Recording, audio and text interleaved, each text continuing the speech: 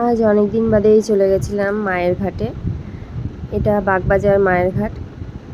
তো অনেক দিন ধরে ইচ্ছে ছিল যে মায়ের ঘাটে যাব। আর এইদিকে দেখো, মায়ের ঘাট থেকে আসার পরে আমরা চলে গেছিলাম শাখার দোকানে। কারণ প্রিয়াঙ্কা আর আমি আলোচনা করে বললাম চল সরু শাখা কিনি। তো এদিকে ও প্রথমে দেখছিল, তার কারণে এই দোকানটা হচ্ছে না, ও আগেও এখান থেকে সরু শাখা নিয়ে গেছে।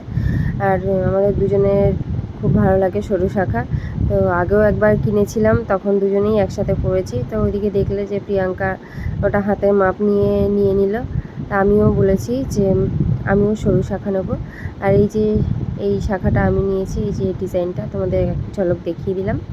তো ওনাকে বললাম যে দেখুন আগে এটা আমার হাতে হয় কিনা। আর প্রিয়াঙ্কা সরু পলা নেয়নি, ওর কাছে রয়েছে, কিন্তু আমার সরু পলাটা বেড়ে গেছিলো।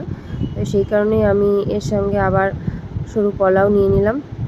এবার এই যে আমি বললাম যে একটু হাতে পরিয়ে দেখান যে ঠিক আছে কিনা। আর উনি বলে দিলেন যে কোনটা কোন দিকে রাখতে হবে। আমি বলছিলাম যে খুলতে গেলে খুব লাগে বা পড়তে গেলে লাগে, তখন উনি বলে দিলেন যে এইভাবে এইখানে রাখো, এইভাবে রাখবে, দেখবে তাহলে কোনো অসুবিধা হবে না। এই যে ফাইনালি এক হাতে পরে নিয়েছি, আর ওই হাতেও এবার পরে নেব। তো ওনাকে বলছিলাম একটু নিচে নামিয়ে দিন, আমি নামাতে পারছি না, আটকে গেছে। এই যে ফাইনালি এক হাতে আমার পরা হয়ে গেছে। তো এইদিকে এবার বাঁ হাতেও আমি পরে নিচ্ছি। আমি বললাম যে পরছি যখন তাহলে দু হাতেই একবারে পরিয়ে দিন, আমি এটা বাড়ি পর্যন্ত পরে যাব। আসলে আমি অত শাখা পলা সবসময় পরে থাকি না, তার কারণ ঘরের কাজ করতে গেলে আমার শাখা বেড়ে যায়। সেই কারণে আর সরু শাখা পলা তো একদমই বেড়ে যায়।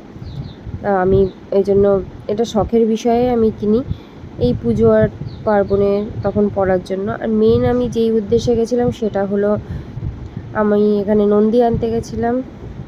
আমার ঘরে নন্দী ছিল না, সেই কারণেই নন্দী আনতে গেছিলাম।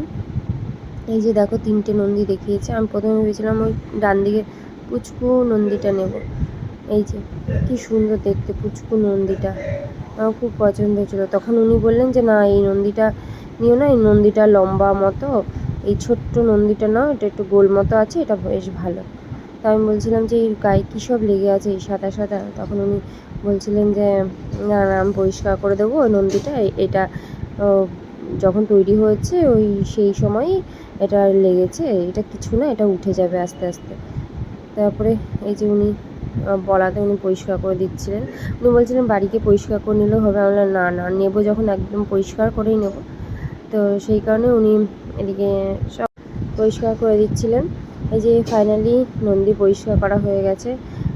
তোমরা জানিও কেমন হয়েছে আমার নন্দীটা। তো এই বক্সটার মধ্যে শাখা পলা দিচ্ছিলেন উনি। আমি বললাম যে না, শাখা পলা তো আমি পরে নিয়েছি হাতের মধ্যে, তুমি এক কাজ করো, এই বক্সটার মধ্যে নন্দীটা দিয়ে দাও। তো ওইদিকে নন্দী উনি প্যাক করে দিচ্ছিলেন এই বক্সের মধ্যে। ফাইনালি অনেক দিনের ইচ্ছে আমার পূরণ হলো, নন্দী নেব ভাবছিলাম।